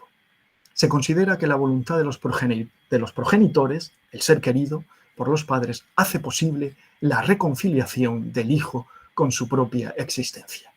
Con todo esto, Blumenberg, en mi opinión, quiere expresar que el acuerdo del ser humano con su existencia sigue siendo la idea máxima de toda ética y filosofía social.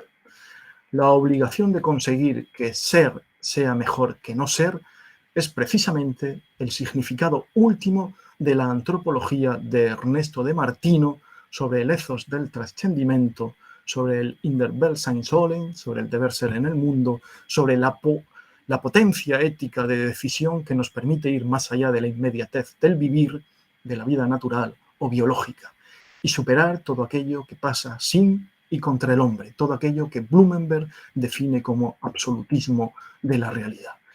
Bien, aquí detenemos esta breve introducción a las afinidades de las antropologías de Blumenberg y de Martino. Muchas gracias. Muchas gracias a usted, profesor Antonio. Muy sugerente la ponencia y la correlación que hace entre ambos autores. Pues vamos a pasar rápidamente a la sección de preguntas. Hay un par en el chat que voy a leer porque son las que pues, llegaron primero en esta mesa y las demás personas pueden solicitar el uso de la palabra también para poder preguntar. Las preguntas que están en el chat dicen lo siguiente y están dirigidas al profesor Juan Torbidón. Hoy la idea de la especulación en filosofía ha vuelto a cobrar una importancia después de que la idea de inmanencia haya inundado gran parte del pensamiento contemporáneo. La pregunta en concreto es si cree, profesor, que la idea de especulación tiene alguna relación con la idea de cavilación y si podría ampliar un poco más la relación que tiene la narración y la filosofía. Bueno, gracias, Oscar, por la pregunta. Voy a ser muy breve porque tampoco es mi terreno de especialidad. Del texto que ahí menciona el concepto de contemplación. Esa es la traducción que aparece en la versión en inglés, pero el término alemán es Beschaulichkeit, si no me equivoco. Y precisamente él dice que este concepto, junto con la cavilación, ha caído de alguna manera en desuso, o mejor dicho, ha perdido su valor, se ha degradado. ¿Por qué? Porque se lo reduce a la idea de ver simplemente y considerar, o sea, contemplar sería ver para después poder actuar y superar esa instancia de contemplación, ¿no? Y yo tampoco soy un germanista, pero en la raíz de Beschaulichkeit está el verbo alemán schauen, ¿no? Que es mirar. Pienso que de alguna manera nos remite también al concepto antiguo primigenio de teoría, que también tiene que ver con Jorao, ¿no? Con ver. Pero me parece interesante esto que plantea Blumenberg, y de alguna manera hay como un llamado, si bien no una rehabilitación de la contemplación.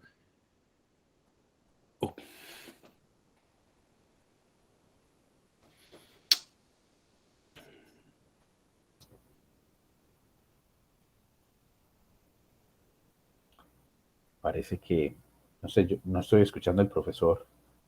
Respuesta, ¿será que hay problemas en la conexión? Sí, profesor Juan, ¿nos escucha?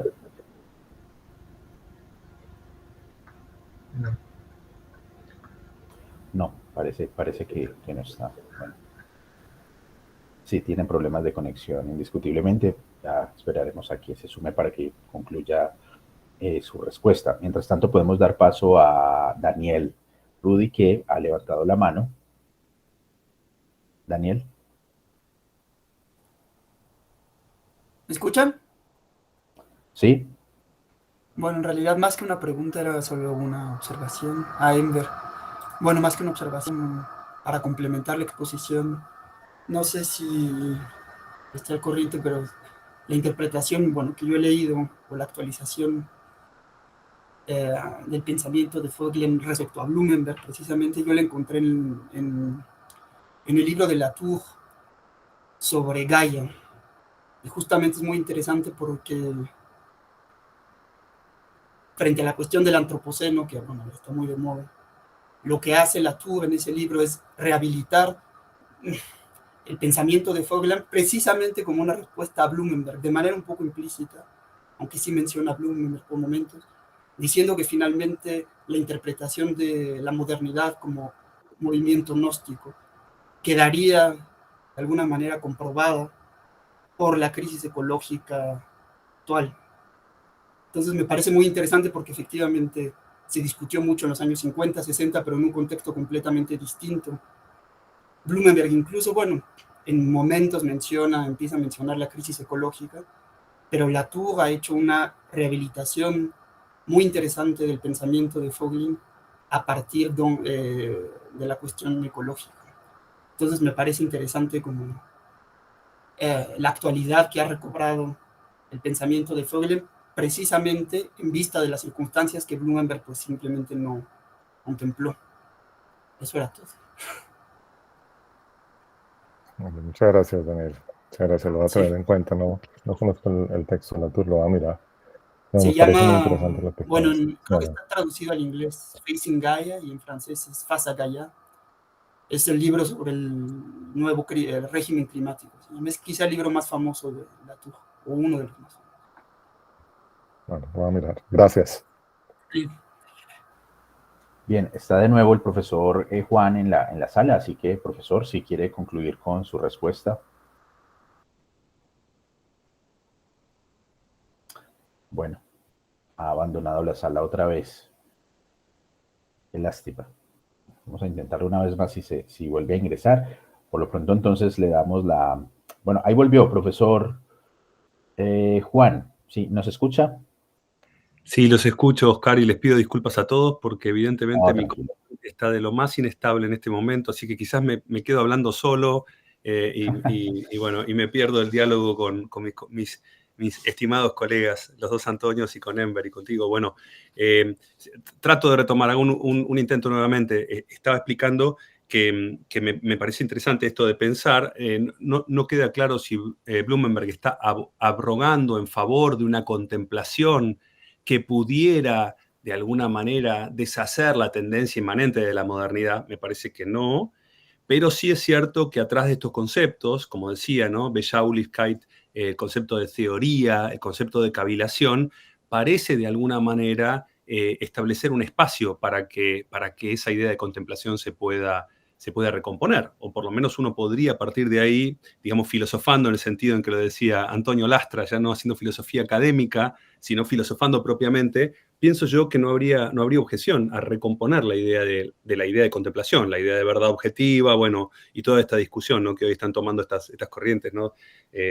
Estas corrientes que quieren reponer precisamente la contemplación. Y muy cortito, con relación a lo otro, a la filosofía narrativa, es un poco enigmático. Yo también aclaro ahora que no tuve ni tiempo porque tuve que hacer muy breve mi presentación, pero aprovecho ahora con la pregunta para contarles que yo no tuve acceso al Nachlass de Blumenberg. En ese sentido, envidio el privilegio de los que pudieron.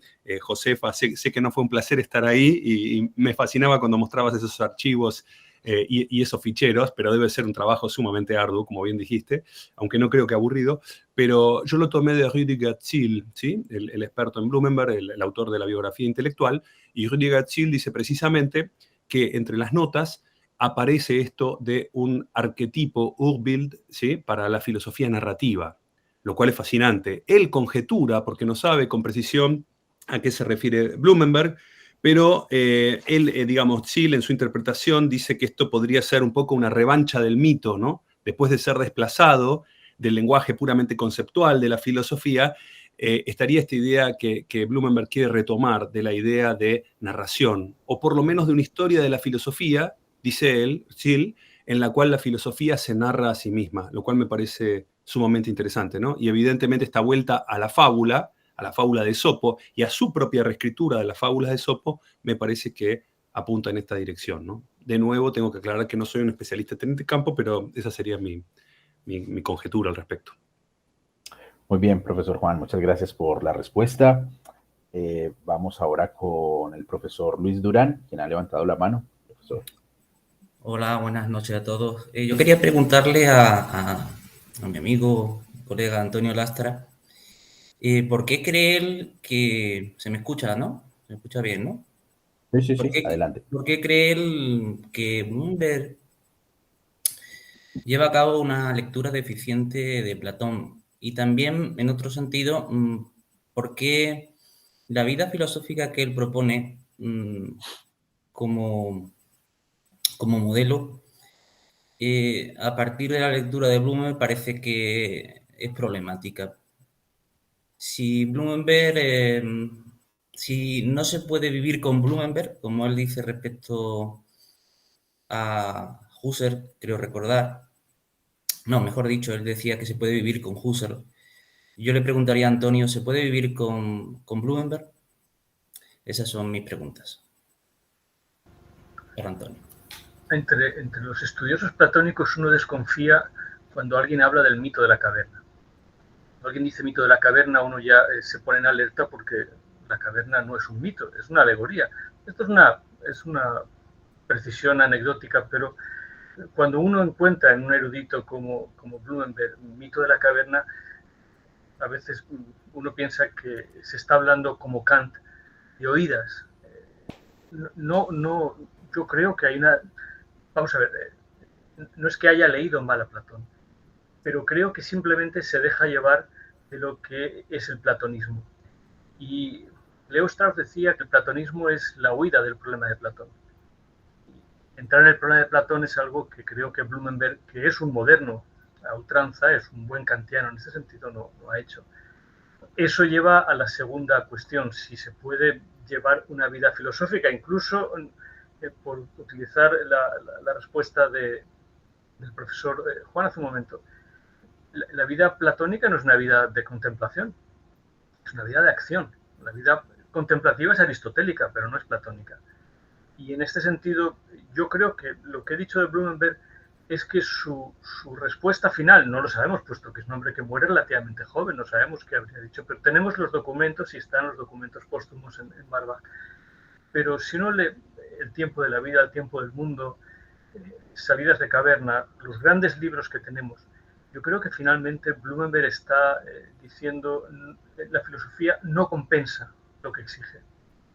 Y por tanto, yo esto lo encuentro, Luis, en la fabulosa interpretación que hace de la caverna aristotélica, no de la caverna platónica, sino de la aristotélica, que está diseñada para no salir de ella. La caverna aristotélica es nuestro mundo de la cultura, es el mundo de la vida. Y yo creo que Blumenberg ha hecho todo lo posible, exactamente igual que Odo Marquardt hizo con la República Federal Alemana, porque no se salga de esa caverna.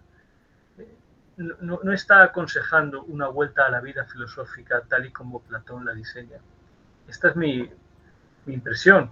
Desde cuando empecé a leer a Blumenberg en el año 1996, cuando aparece la obra de Betz, hasta ahora, en medio de lo que ha quedado, personalmente es una vuelta a Platón. Y en esta vuelta a Platón no reconozco casi nada de lo que leo en los autores que siguen la hermenéutica kantiana. El empeño de entender a Platón mejor de lo que Platón se entendió a sí mismo nos ha llevado a aporías sin término. Francamente, ya no me interesan tampoco, no es que tenga que pasarme la vida desmontándolas. El cambio ha consistido en tratar de entender a Platón como Platón se entendió a sí mismo. Y en este sentido, ahí sí que entiendo que la vida filosófica compensa lo que está diseñado como vida filosófica. Pero creo que Blumenberg, en última instancia, se muestra bastante escéptico. Diría con una palabra que Betz utilizaba, y fue de los primeros términos blumenbergianos que utilizaba, se decepciona. Es un hombre decepcionado de lo que la filosofía había pedido desde el principio. Esta es mi impresión real. Esto no quita para que tengamos que reconocer el esfuerzo ingente de haber escrito lo que ha escrito. Pero haber escrito lo que ha escrito a veces nos lleva a pensar si la vida filosófica consiste en escribir, nada más. Si no hay otra cosa que es el vivir filosófico, quitando al margen el hecho de que Blumenberg como santayana despreciaba la docencia. Algo que a mí, como docente, el último gran libro que se ha escrito sobre Platón, a mi modo de ver el mejor, se llama Platón el Maestro. Por tanto, el desprecio de la docencia, el desprecio de la vida como enseñanza, de la filosofía como enseñanza, para mí son indicativos de que hay algo que ha fallado en todo esto. Creo que Blumenberg era un hombre decepcionado. Y si hay algo completamente lejos del platonismo es la decepción. Esta es mi impresión. Pero naturalmente requeriría algo más que casi las 10 de la noche para hablarlo, ¿no? Pero muchas gracias, Luis. Por cierto, aprovecho para mencionar que Luis ha escrito un libro extraordinario sobre todo esto, que son las variaciones Blumenberg, puesto que están aquí, este es el mejor sitio para que las demos a conocer. Gracias, Luis. Y a todos. Gracias, Antonio. Claro que sí, profesor Antonio. Bueno, vamos a dar paso a una última intervención por parte de Adán Núñez. Adán.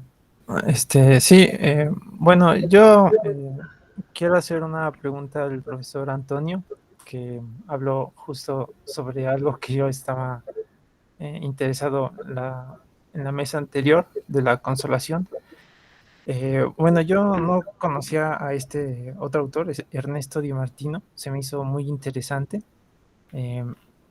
pero específicamente quería referirme a esta idea que expone Blumenberg en Descripción del Ser Humano cuando cita a Freud sobre bueno, recuerdo que él cita una frase de Freud en la que él dice que él confesaba que su metodología y su forma de terapia no ofrecía muchos consuelos, que digamos, ¿no? Pero Blumenberg sostenía que a pesar de eso, pues también tenía muchas formas que podían considerarse consolatorias. Y esto lo pienso sobre todo porque hay muchos estudiosos que consideran que el pensamiento de Freud justamente es más bien desconsolador por la antropología un poco sombría que él va diseñando. Y la teoría de la neurosis y a veces los límites muy estrechos que comienza a configurar en torno al concepto de cura, etc. Entonces, mi pregunta sería si o sea, pensando en lo desconsolador que podría ser el pensamiento de Freud, pero al mismo tiempo, como reconoce Blumenberg, que tiene elementos consolatorios, la pregunta sería si se podría pensar que en lo desconsolador o lo desconsolador mismo, por un movimiento paradójico o antitético, pudiera resultar consolador en algún sentido. Y esto aplicándolo no solo al psicoanálisis, sino, por ejemplo, a la memoria histórica que se mencionó, o a la experiencia política, etc. Y bueno, con eso acabaría. Gracias, y agradezco de antemano la respuesta. Muchas gracias, Adán. Es muy tarde. Una respuesta, un comentario muy rápido. Sí, seguramente tanto Freud como el pensamiento de Ernesto de Martino pues puede parecer desconsolador, ¿no? Pero en cualquier caso también desconsolador, inquietante, pero me quedo con la visión que tiene Thomas Mann de Freud, ¿no? Que por otra parte es un pensamiento que exalta, ensalza la razón, no lo irracional. Ensalza lo que puede el ser humano. En cierto modo, estos pensadores que son como es Ernesto de Martino, hasta cierto punto también Blumenberg, que enseñan, ¿no?, que el mito, la religión, la filosofía de la historia, en cierta manera, forman parte del arte retórico de enmascarar la condición contingente del ser humano, la contingencia por destino. Finalmente, también, en cierto modo, aunque sean desconsoladores al mostrar esta dimensión, al mostrar la historicidad que tratan de enmascarar esas otras técnicas protectoras, pero al mismo tiempo, como creo que tienes razón, producen cierto consuelo al subrayar que como he tratado de comentar cuando Ernesto de Martino hace referencia a que es posible un humanismo integral, un humanismo sin religión, por ejemplo, él hace referencia al rodeo del símbolo de Cristo. Este humanismo ya no necesita dar rodeos por estos símbolos. En cierto modo, pues también nos consuela. Es decir, ese humanismo, ¿por qué no? También, que en principio es desconsolador porque no enmascara la realidad de nuestra contingencia, pues también nos ayuda a sobrevivir, ayuda a que tengamos esa alegría de vivir, a que nos levantemos todos los días y tengamos esa energía que nos permite continuar viviendo en este mundo. Sí, yo estaría de acuerdo con este comentario, de que a veces los que aparecen como desconsoladores, los que muestran esta condición deficitaria del ser humano, estos discursos de Freud, de Ernesto de Martino, Blumenberg, etcétera, son también discursos, en cierto modo, consoladores, porque nos ayudan a levantarnos todos los días y hacer cosas. Bueno, un intento a las 10 menos cuarto de respuesta, a la hora en la que solamente trabajan los flamencos y otros artistas. Bueno, los que están en América la están pasando un poco mejor. Ha sido largo, pero todavía están en una hora más aceptable. Gracias a todos por su paciencia. Oscar. Bien, bueno, con esto terminamos la primera jornada del segundo encuentro Congreso Internacional Blumenberg. Les agradecemos a todos por la paciencia. Hoy la conferencia del profesor Villacañas hizo que corriéramos un poco los tiempos que teníamos determinados para el Congreso. Seguramente mañana nos vamos a tener con mayor rigurosidad a los tiempos previstos. Nos vamos a encontrar en este enlace en el mismo horario, 10 de la mañana para América, en Colombia, y 5 de la tarde, las 17 horas allí en Madrid, para la segunda jornada. Como ustedes saben, también hay 2 mesas y seguramente pues, serán igual de interesantes y aportarán cosas, sin lugar a dudas, muy importantes para continuar con esta discusión. Entonces, en nombre de la Sociedad Hispanoamericana Bloomberg, les agradecemos a ustedes enormemente por su participación, por el compromiso y por, bueno, aguantar hasta esta hora.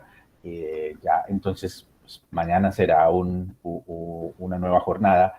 Espero que nos podamos ver de nuevo. Entonces, a todas y todos, un abrazo. Un abrazo, Juan, un abrazo, Antonio, un abrazo, Marcos, un abrazo. Muchas gracias a todos, abrazos, Luis, abrazos, nos vemos mañana. Saludos. Sí, nos vemos mañana, muchas gracias. Sí. Muchas gracias. Hasta mañana. Hasta luego.